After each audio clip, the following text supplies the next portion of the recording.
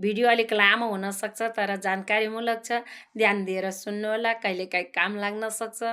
अनि एउटा पूजा पाठको उसमा बस्दाखेरि हामीले स्नान गर्छौँ, सबै पुरा गर्छौँ, तर स्नान सकेर पूजाको आसनमा बस्दा, पूजा गर्ने बेलामा आसनमा बस्दा चाहिँ हामीले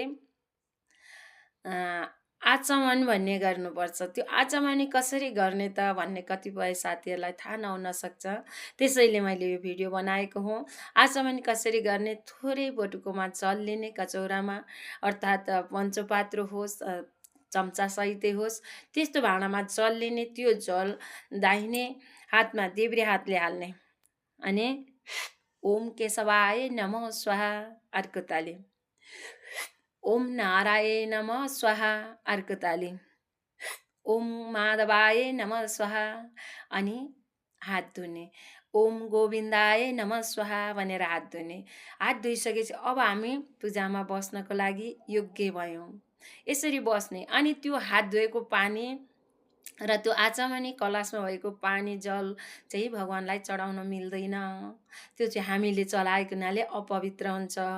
अर्को चोखो जल चढाउनु पर्छ। सम्पूर्ण मित्रहरूलाई यो कुराको जानकारी कस्तो लाग्यो कमेन्टमा लेख्नु होला है त। सम्पूर्णमा राधे राधे।